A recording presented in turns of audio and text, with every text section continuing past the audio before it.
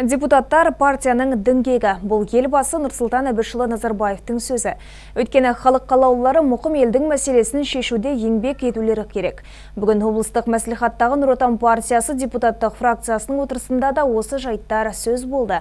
Сондай-ақ келелі жиында 2016-2020 жылдарға арналған Жамбыл облысының аумақтық даму бағдарламасының іске асырылуы қаралды.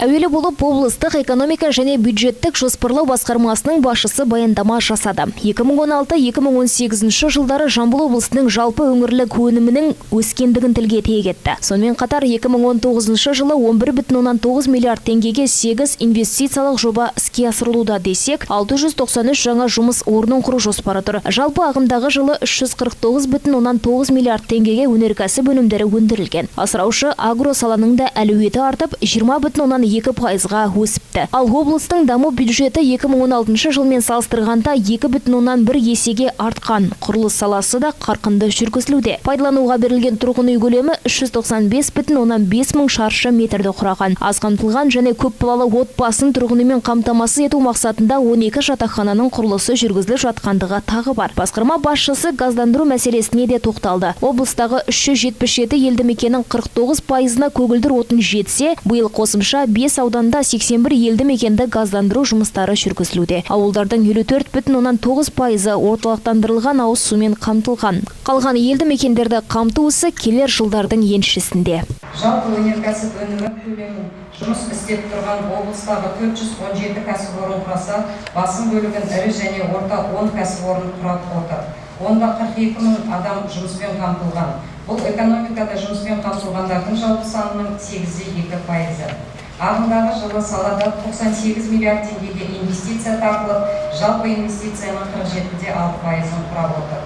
Қазақстан Республикасының индустриалды инновациялық дамыту бағдарламасының аясында 15-18 жылдары 46,8 миллиард теңгеге 27 кәсіпорын іске қосылып, онда 1800 адамнан аса жаңа жұмыс орны құрылды. Өңірде оң шешімін тапқан түйткілдерден бөлек бұқараны алаңдатқан бір шама мәселеде жоқ емес. Олардың тізбесінде Құмшағал, Шөл дала шағын аудандары аумағындағы саяжай алқаптарына тұрғын алқаптар мәртебесін беру, газдандыру, электрмен және ауыз сумен қамтамасыз ету бар. Жеке тұрғын үй құрылысы бойынша жер учаскелерін алуға кезекте тұрған адам санының артуы да байқалады. Қаланың шет аумақтарында мектеп құрылысын жүргізу мәселесі де өзекті. Атаулы әлеуметтік көмек кезінде жалған ақпарат көрсеткен азаматшылардың қарызы да түгелдей дерлік мемлекетке қайтарылмай отыр. Бұл ретте тұрғындарды алаңдатқан басқа да жағдайлар бірінші кезекте шешілуі тиіс дейді фракция мүшелері. Фракция тарапынан мәселені қарау керек. Керек болатын болса, Нұр Отан партиясы сессияда қойылатын мәселені өзекті қою керек. Өзекті мәселелерді талқылауға ұмтылуымыз керек. Ондай мәселелер бар. Әсіресе халықтың Жиынды қорытындылаған облыс әкімі Нұр Отан партиясы облыстық филиалының төрағасы Асқар Мырзахметов бюджет қаржысын тиімді пайдалану керектігін жеткізді. Өткен жылдың бюджеті 251 миллиард теңге болатын болса, биылғы жылдың бюджеті 115 миллиард болды. Бір жылда 64 миллиард теңгеге өсіп облыстың бюджеті. Қаржы бар, қаржы жоқ емес. Бірақ сол қаржының тиімділігі қандай? Қаншалықты сол қаржының айтылып, тиімділікке сәйкес, бірінші кезектілікке сәйкес дұрыс пайдаланып отырмыз. Осыған көңіл бөлуіміз керек.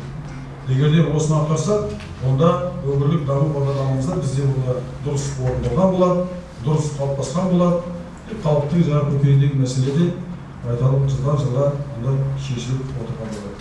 Фракция отырысының қорытындысы бойынша өңір басшысы депутаттарды жүйелі жұмыс істеуге шақырды. Аудандарда азаматтарды қабылдауды тұрақты түрде жүргізіп, халықпен етене жақын болу керектігін баса айтты. Перизат Қуатқызы, Азатбай Темір, Нұрбол Қыстаубек, 7-7 Ньюс.